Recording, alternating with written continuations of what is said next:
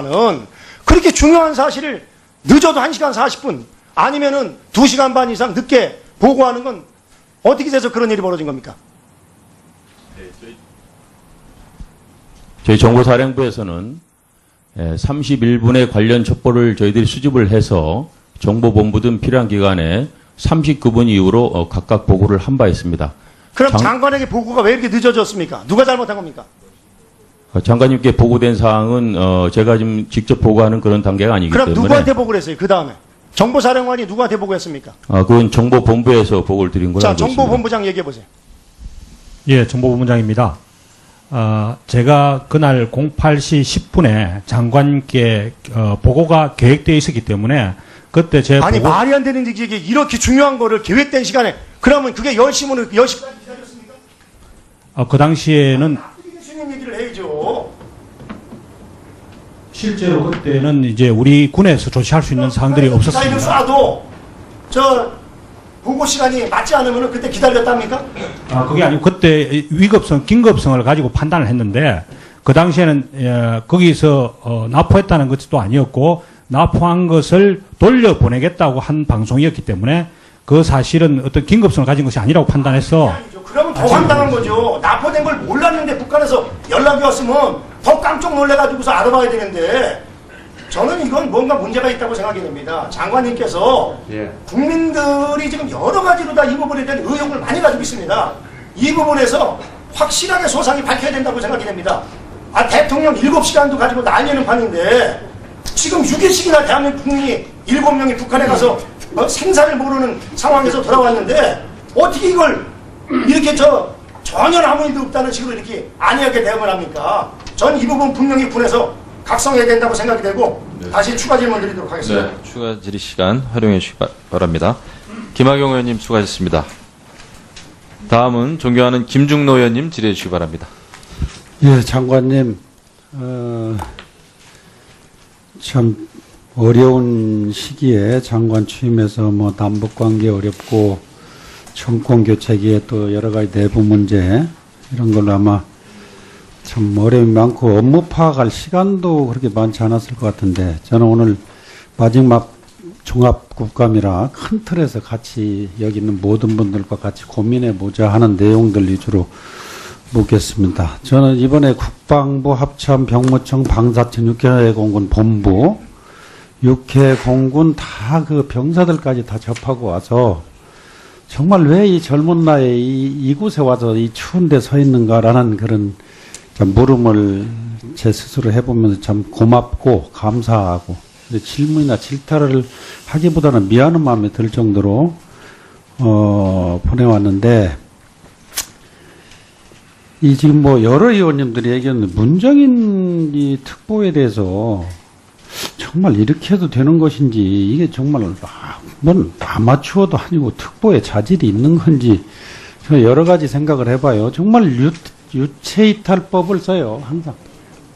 무슨 장관님 보고 뭐 무슨 감정이 있는 것 같아요? 네? 그런 건 없습니다. 60만 군이 지켜보고 국민이 지켜보고 있는데 어떻게 장관을 그것도 다른 장관도 아니고 국방을 책임지는 국가의 안위를 책임지는 장관을 이렇게 조롱하듯이 하고 있는 건지 저는 이해할 수가 없어요.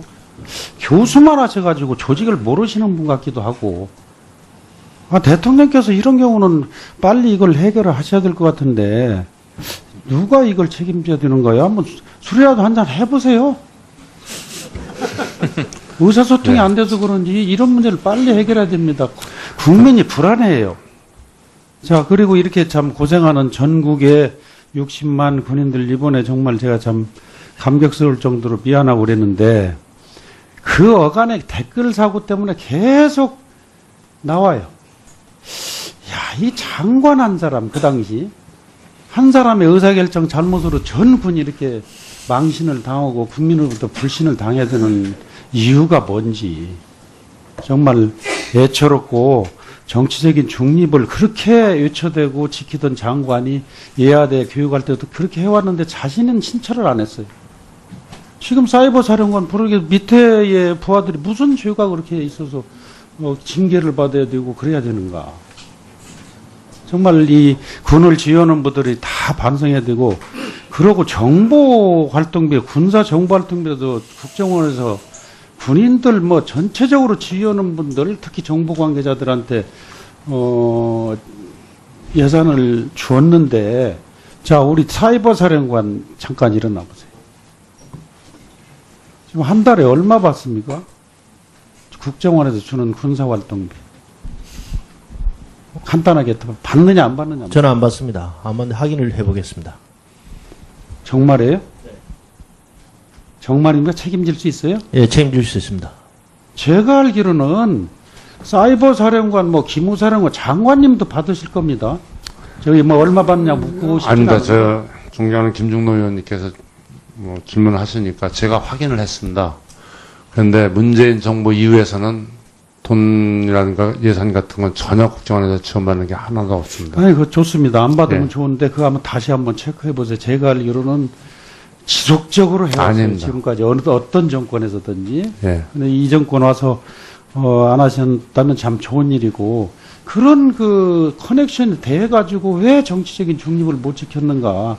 아, 돈 주는데 그냥 공짜로 주겠어요? 저 국정원에서?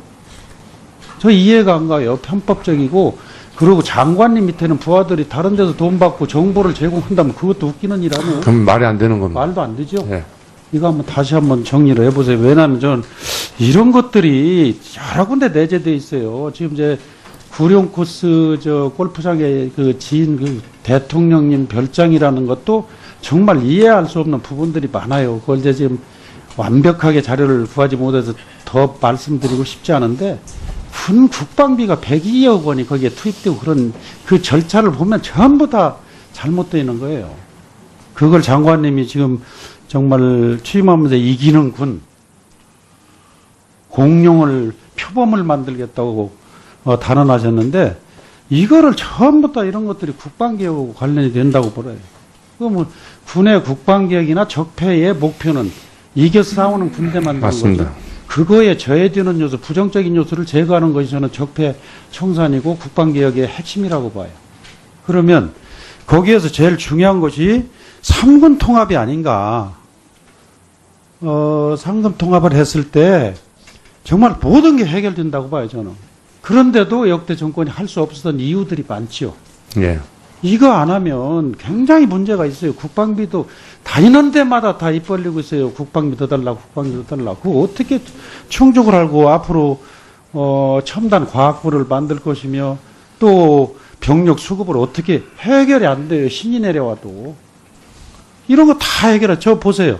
제가 저거 이제 검토를 해봤는데, 지금 70대 30의 전력 운영 배우고 전력 증강 배우고의 비교 해보세요. 이거 되겠어요? 이걸 지금 역으로 돼야 되는데, 그러려면 3군을 다 통합하면 저와 같이 7가지의 문제가 해결됩니다. 한번 보세요. 제가 한 서너 번 얘기를 드렸는데, 여기 의원님들도 한번 보시죠. 이거 다 해결됩니다. 이걸 안 하려고 그래요. 군의 이기주의와 권익보호 때문에 지금까지 못 해왔고, 또 이제 뭐 독재 정치 시대는 뭐 정치적인 그런 것 때문에 힘이 한두 대 집중되면 문제가 생긴다 해서 군을 통제하기 위한 그런 수단이었는데, 통합을 하면 문제가 될 거. 이제 그런 큰 틀에서 2가지였어요. 그 지금 다 해결되어 있습니다. 이거 안 하면 안 되는데, 상부구주만 이거 뭐 좀 만져가 될 문제가 아니에요. 다만 남북 관계가 대치된 상태이기 때문에 그걸 어떻게 할 거냐는 이제 단계적으로 충격 효과를 적게 하기 위해서 노력을 해야 되는데, 이런 문제들이 저 보시면 뭐 다 이해가 되실 거예요. 이거 안 하시고 어떻게 하려고. 전부 현역들도 이걸 원해요. 그러면서 안 씁니다. 이것만 하면 정말 장관님 성공하시고 국가가 성공하고, 국가가 성공한다고 저는 생각해요. 구체적으로 2가지 이야기할게요. 네. 간단하게. 나중에 질문하실 때 답변 올리겠습니다. 네. 바로 약효가 나오네요. 예. 김중노 의원님 수고하셨습니다. 다음은 존경하는 이정현 의원님 질의해 주시기 바랍니다. 오늘 국감에서 우리 국방부 장관은 좀 군인다운 모습으로 좀 당당하고 정직하고 그렇게 용기 있게 답을 좀 해줬으면 좋겠습니다. 그렇게 하시겠습니까? 예, 알겠습니다. 취임 이후에 대통령과 북핵을 포함해서 안보와 관련해서 30분 이상 독대를 몇 차례 정도나 했습니까? 독대. 함께 회의 말고. 그런 말씀은 좀 드리지 않는 것이 더 나을 것 같습니다. 그거 저도 뭐 근무를 해봤습니다만 이 독대를 몇 번 한 그런 지금 사례가 전혀 없는 거죠. 일단 언론에 지금 한 번도 나온 적이 없으니까요. 그런 얘기는 뭐 제가 답변 드릴 사안이 아니라고 생각합니다. 참 이상하시네요. 아니, 당당하게 하라고 정직하고 용기 있게 답변하라는데 그것도 저도 말씀을 이게 못할 정도로 그렇게 숨기고 뒤로 피하십니까? 자, 이번에 다른 것 같습니다. 저기 우리 말하자면 국민이 납북됐고 또 국민의 자산이 납포되었습니다. 굉장히 중대한 문제입니다. 우리 군은 초계함, 고속함, 해상 초계기, 해상 전략 헬기까지 띄웠습니다. 이런 문제와 관련해서 청와대 안보실에 보고를 한 번도 하지 않았다고 하는 게 지금까지 드러났습니다. 이렇게 국민들의 생명과 재산의 위기에 처했을 때도 국방부가 안보실에 보고도 하지 않고 안보실에서 문의도 하지도 않고 그리고 또 송환된 뒤에도 그런 어떤 접촉이 없고 이거 대단히 중대한 문제입니다. 아주 국민들은 불안합니다. 이건 있을 수가 없습니다. 아까도 말씀드렸지만 초계함, 고속함 또는 해상 초계기, 해상 전략 헬기가 뜰 정도로 이렇게 군이 관여를 했음에도 불구하고 또 미국과 러시아에다 그 관계를 알아보기까지 했음에도 불구하고 청와대 안보실하고 이렇게 한 번도 서로 상의도 보고도 없다는 게 대단히 놀랍습니다. 이 부분은 제가 봤을 때는 우리 국회 차원에서 이번에 이 사례는 굉장히 복합적인 문제이기 때문에 국정조사를 통해서 이 문제는 상세하게 모든 과정들이 한번 밝혀져야 된다고 봅니다. 그래야만이 다시 이런 국민들의 생명과 재산이 위협당하는 일이 또 그 정부로부터 책임 못 지는 그러한 정부의 모습을 보지 않을 거라고 생각을 합니다. 9월 3일 핵실험했죠, 북한이? 예. 이제 데이터 분석을 하는데 약 한 달, 또 무기 설계를 하는데 약 한 달 걸린다고 전문가들은 얘기를 합니다. 예. 그게 끝나고 나면 이제 핵무기 생산, 저 사람들이 말하는 쾅쾅 생산이 이제 지금 진행되고 있을 것으로 보여집니다. 그렇습니까? 그런 그 예측도 있지만 예측도 있을 수 예. 있죠. 그러나 우리가 너무 안이하게 볼 필요는 없지 않습니까? 우리 예상보다도 훨씬 더 북한은 그런 예. 부분에서 고도를 해왔기 때문에 그렇죠? 자, 그러면 이제 북한이 완전히 실전 배치까지 핵을 다량으로 이렇게 할 수 있는 것이 아까 전문가들의 이런 예측에 의하면 이제 12월이나 내년 1월 한두 달밖에 남지 않았습니다. 이렇게 북한이 핵을 가졌다고 가정했을 때 우리의 작전 계획은 어떻게 달라지고 또 우리의 대북 정책은 또 어떻게 달라지고 그리고 또 이러한 안보 전략은 또 어떻게 달라지고 이런 부분들에 대해서 준비하고 있는 게 있습니까? 지금 국방개혁에 대해서 작전 재념을 아니, 그 전에 만들어진 거 말고 지금 새로운 이런 급박한 상황이 새롭게 발생됐기 때문에 변화가 있느냐고 묻습니다. 그 계획된 것을 빨리 진척시키려고 하고 있는 겁니다. 납득이 되지 않습니다. 또 이러한 상황에 대한 국민들의 방어 대책 어떻게 대피해야 되고 대피 시설을 어떻게 마련하고 국민들을 어떻게 훈련을 시키고 그리고 교육을 어떻게 시키고 이렇게 할 것에 대해서 국민들의 생명과 직결된 이런 문제에 대해서 지금 아무것도 내놓은 게 없습니다. 북한은 의식해서 그렇습니까? 이렇게 하게 되면 북한에 자극합니까? 자국민의 국민의 생명과 재산과 직결된 문제를 이렇게 해도 되느냐 이것입니다. 북한하고는 전혀 상관이 없는 겁니다. 다른 질문을 하겠습니다. 자, 우리 장관께서는 북한은 우리의 위협의 대상이 아니다. 무너질 정권이다라고 얘기를 했습니다. 두 가지로 말씀을 드리겠습니다. 정말 무너질 정권으로 한번 만들어 보셨으면 좋겠습니다. 지금 우리가 가장 공포스럽게 생각한 것이 북한의 핵과 미사일을 제외한다 그런다면 장사정포라고 합니다. 보통 340문이라고 하죠. 예. 보통 한 빵카에 6개씩 들어가 있다고 하죠. 예. 그렇다고 한다면 한 60개 정도의 빵카가 있다고 가정을 하십시다. 예. 지난번에 우리 국방위원들이 가서 봤었던 전술 지대지 미사일을 보니까 정말 위력적이고 164km를 날아가서 정확하게 가서 꽂더라고요. 예. 이렇게 한다고 한다면은 바로 이 전술 지대지 미사일만 우리가 제대로 갖추고 지난번에도 약간의 실수는 오차는 있었지만 저는 거의 같다고 봅니다. 실패라고 보지를 않습니다. 그러더라도 실패를 한다고 가정을 하고 한 벙커당 4발씩을 쏜다고 한다거나 한 240발 예. 하나에 8억씩 한다고 하죠. 2천억이면 가능합니다. 북한이 가장 말하자면 핵과 미사일 빼놓고는 자신 있게 우리한테 내세울 수 있는 게 바로 이 말하자면 장사정포 서울을 완전히 초토화시킬 수 있고 메테이스가 10분이면 지나갈 수 있는 서울 상공을 30분을 둘러보면서 굉장히 많은 사람들이 다칠 수도 있기 때문에 우려를 해왔었던 이 장사정포를 무력화시킬 수 있는 게 2천억이면 가능합니다. 그 어떤 것보다도 이것은 이미 기술까지 다 개발됐기 때문에 맞습니다. 장관의 의지에 따라서 이것을 정말 밀어붙일 수 있다고 하고 우리가 갖출 수 있는 무기라고 보는데 어떤 삼축보다도 우선된다고 보는데 어떻게 생각하세요? 지금 존경하는 이정현 의원님이 제 생각과 똑같이 이렇게 말씀하시기 때문에 알겠습니다. 집중 투자하려고 하고 있습니다. 지금 이번에 SCM에서 예. 이렇게 순환 배치 전략 무기에 예. 대한 얘기를 나왔는데 저는 거기에 상당히 국민들을 속이고 있다고 생각합니다. 아니요. 이미 미국은 2015년부터 북한의 이런 상황에 대해서 알았고 그때부터 전략 무기를 한반도에 배치하기 시작했습니다. 일본의 유학군이 그쪽에 기지에다가 F-35B 10대를 올해초 배치하기로 했고 10월까지 16대 확대 배치하기로 했습니다. 일본 미군 기지에 슈퍼 호넷 FA-18 마울 8대를 전진 배치하기로 했습니다. 글로벌 호크도 말하자면 5대를 괌에서 오키나와로 가져오기로 했고 이미 한 대가 이동되어 있습니다. 레이건호하고 칼빈슨하고 또 니미츠함 등 이렇게 항모 세척 예. 체계도 구축한다고 했습니다. 주한미군 아파치 공격 헬기 부대도 이미 증강을 했습니다. B1, B50, B2 스텔스 폭격기 이거 상시 순환 배치한다고 했는데 사실 이것은 작년부터도 이미 시작이 되고 있었습니다. 주한미군의 대북 휴민트 부대 원상 복귀한다는 것과 미 CIA의 한국 임무단의 구성원들을 충원한다고 하는 것도 북한은 미국은 이미 사실상 이런 것에 대비를 해서 이렇게 단독으로도 작전을 할 수 있는 준비를 하고 있는데 마치 뭔가 새로 이루어진 것처럼 솔직히 그 전에 발표한 것들 봐본다면 이런 전략 무기를 금년 말에나 말하자면 순환 배치할 것처럼 그렇게 발표한 자료가 언론에 다 나와 있어요. 이미 작년부터도 다 2015년부터 배치되고 있는 건데 예.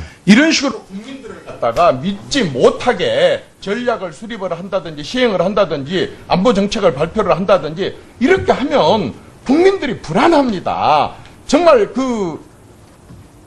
이 국방부 장관님께서 앞서 동료 의원들이 많은 말씀을 하셨었지만은 솔직히 국방위원회 야당 국방위원으로서도 국민들 앞에 이렇게 지금 질의를 하고 있지만 속으로는 국방부 장관을 포함한 우리 군은 꽃으로도 때리고 싶지 않은 심정입니다. 그 정도로 저희들이 의지하고 있는데 국방부에서 뭔가 소신 있게 좀 해주시고 정말 정권을 초월해서 이념을 초월해서 정당을 초월해서 제대로 좀 해줄 것을 간곡하게 좀 부탁드립니다. 네, 최선을 다하겠습니다. 네. 이정현 의원님 수고하셨습니다. 이상으로 1차 질의가 모두 끝났습니다. 오전 질의 제가 따로 질의는 하지 않겠습니다. 하지만 딱 2가지만 당부 말씀을 드리겠습니다. 오전에 많이 나왔던 얘기인데요. 우리가 좀 신뢰할 수 있는 외교, 안보, 국방을 위해서는 외교 안보 라인에서 일하는 그런 책임자들이 엇박자를 내는 듯이 국민들께 비춰지는 것은 좋지 않은 일입니다. 그 사실관계를 떠나서 오늘도 얘기가 많이 나왔습니다. 우리 의원님들 질의를 많이 하셨는데 문정인 외교안보 특보라든지 강경화 외교부 장관 또 우리 송영무 장관 간의 여러 가지 입장이라든지 견해에 대해서 다름이 있어서는 안 된다. 또 이 점에 대해서는 NSC에서도 확실하게 조율을 하는 것이 맞습니다. 우리 국방을 책임지고 있는 송 장관께서 NSC에서 강력하게 이 문제를 좀 문제 제기해서 논의를 하시고 조율을 하시기를 바란다라는 말씀을 드리고 흥진호 문제와 관련해서는 이것의 사실관계에 대해서는 철저하게 조사하신다고 했기 때문에 그것을 믿겠습니다. 하지만 일단 이 흥진호 관련해서 이게 무슨 조난인지 납포인지 납북인지 이거조차를 여러 날 동안 국방장관이 몰랐다는 것은 심각한 문제가 있는 것입니다. 우리 국민의 입장에서 생각한다면은 이것은 굉장히 문제가 있다.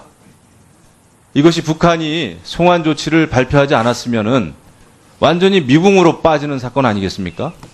이것은 정말 말도 안 되는 사건입니다. 그래서 이런 일이 다시 일어나서는 안 된다. 우리 군에서 흔히 작전에 실패해도 경계에 실패해서는 안 된다 이런 말이 있지 않습니까? 네, 잘합니다. 예. 물 위에 떠다니는 어선도 그 행방을 모르면 우리가 어떻게 잠수함을 잡겠습니까? 이것이 중요한 것이죠. 그래서 우리 국방부 또 우리 군에서는 이것에 대한 경계 임무를 확실하게 하고 또 보고 체계도 한번 재점검을 한번 해보세요. 예, 이번 기회에. 알겠습니다.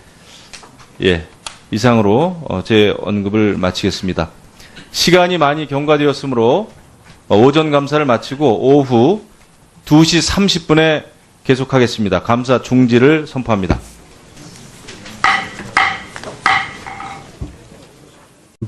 감격스러울 정도로 미안하고 그랬는데 그 어간의 댓글 사고 때문에 계속 나와요. 야, 이 장관 한 사람, 그 당시 한 사람의 의사결정 잘못으로 전 군이 이렇게 망신을 당하고 국민으로부터 불신을 당해야 되는 이유가 뭔지 정말 애처롭고, 정치적인 중립을 그렇게 외쳐대고 지키던 장관이 예하대 교육할 때도 그렇게 해왔는데 자신은 신철을 안 했어요. 지금 사이버 사령관 부르게 밑에의 부하들이 무슨 죄가 그렇게 있어서 징계를 받아야 되고 그래야 되는가. 정말 이 군을 지휘하는 분들이 다 반성해야 되고, 그러고 정보활동비, 군사정보활동비도 국정원에서 군인들 뭐 전체적으로 지휘하는 분들, 특히 정보 관계자들한테 예산을 주었는데, 자, 우리 사이버 사령관 잠깐 일어나 보세요. 지금 한 달에 얼마 받습니까? 국정원에서 주는 군사활동비. 간단하게 받느냐 안 받느냐. 저는 안 받습니다. 한번 확인을 해보겠습니다. 정말이에요? 정말입니까? 책임질 수 있어요? 예, 책임질 수 있습니다. 제가 알기로는 사이버 사령관, 뭐 기무사령관, 장관님도 받으실 겁니다. 나는 그렇게 중요한 사실을 늦어도 1시간 40분 아니면은 2시간 반 이상 늦게 보고하는 건 어떻게 돼서 그런 일이 벌어진 겁니까? 저희 정보사령부에서는 31분의 관련 첩보를 저희들이 수집을 해서 정보본부 등 필요한 기관에 39분 이후로 각각 보고를 한 바 있습니다. 그럼 장관에게 보고가 왜 이렇게 늦어졌습니까? 누가 잘못한 겁니까? 장관님께 보고된 사항은 제가 지금 직접 보고하는 그런 단계가 아니기 그럼 때문에. 누구한테 보고를 했어요? 그 다음에 정보사령관이 누구한테 보고했습니까? 그건 정보본부에서 보고를 드린 걸로 자, 알고 있습니다. 정보본부장 얘기해 보세요. 예, 정보본부장입니다. 제가 그날 08시 10분에 장관께 보고가 계획되어 있었기 때문에 그때 제 아니, 보고 말이 안 되는 얘기, 이렇게 중요한 거를 계획된 시간에, 그러면 그게 10시면 10시까지 기다렸습니까? 그 당시에는 수님 얘기를 해야죠.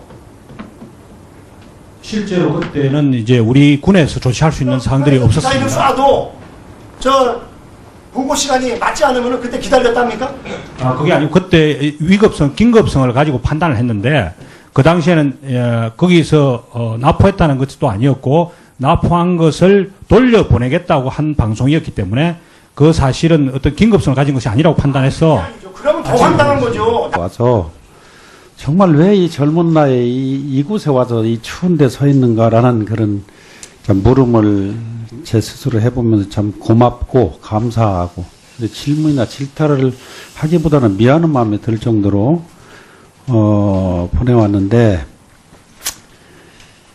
이 지금 뭐 여러 의원님들이 얘기했는데 문정인 이 특보에 대해서 정말 이렇게 해도 되는 것인지, 이게 정말 뭔 아마추어도 아니고 특보에 자질이 있는 건지 저 여러 가지 생각을 해봐요. 정말 유체이탈법을 써요, 항상.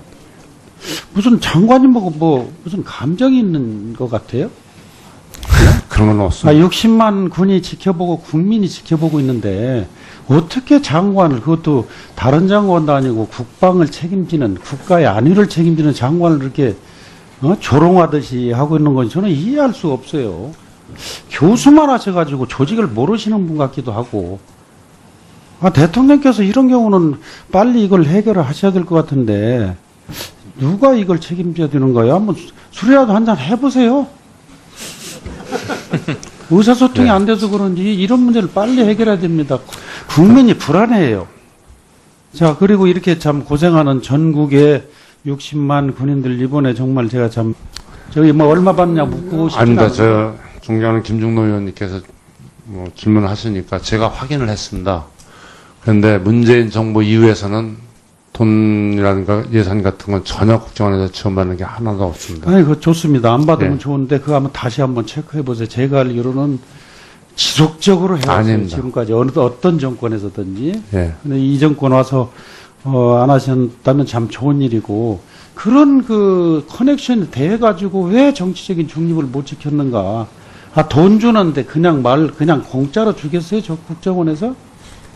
저 이해가 안 가요. 편법적이고, 그리고 장관님 밑에는 부하들이 다른 데서 돈 받고 정보를 제공한다면 그것도 웃기는 일 아니에요? 그럼 말이 안 되는 겁니다. 말도 안 되죠? 예.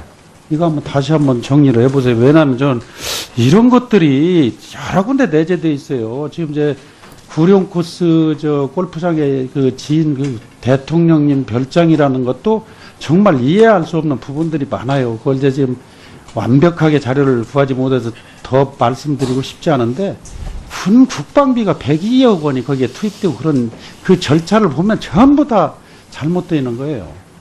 그걸 장관님이 지금 정말 취임하면서 이기는 군, 공룡을, 표범을 만들겠다고. 납포된 걸 몰랐는데 북한에서 연락이 왔으면 더 깜짝 놀래가지고서 알아봐야 되는데, 저는 이건 뭔가 문제가 있다고 생각이 됩니다. 장관님께서 예. 국민들이 지금 여러 가지로 다 이 부분에 대한 의혹을 많이 가지고 있습니다. 이 부분에서 확실하게 소상히 밝혀야 된다고 생각이 됩니다. 대통령 7시간도 가지고 날리는 판인데, 지금 6일씩이나 대한민국 국민이 7명이 북한에 가서 생사를 모르는 상황에서 돌아왔는데, 어떻게 이걸 이렇게 전혀 아무 일도 없다는 식으로 이렇게 안이하게 대응을 합니까? 전 이 부분 분명히 군에서 각성해야 된다고 생각이 되고, 다시 추가 질문 드리도록 하겠습니다. 네, 추가 질의 시간 활용해 주시기 바랍니다. 김학용 의원님 수고하셨습니다. 다음은 존경하는 김중노 의원님 질의해 주시기 바랍니다. 예, 장관님, 참 어려운 시기에 장관 취임해서 뭐 남북관계 어렵고 정권 교체기에 또 여러 가지 내부 문제 이런 걸로 아마 참 어려움이 많고 업무 파악할 시간도 그렇게 많지 않았을 것 같은데, 저는 오늘 마지막 종합국감이라 큰 틀에서 같이 여기 있는 모든 분들과 같이 고민해보자 하는 내용들 위주로 묻겠습니다. 저는 이번에 국방부 합참 병무청 방사청 6회 공군 본부 6회 공군 다 그 병사들까지 다 접하고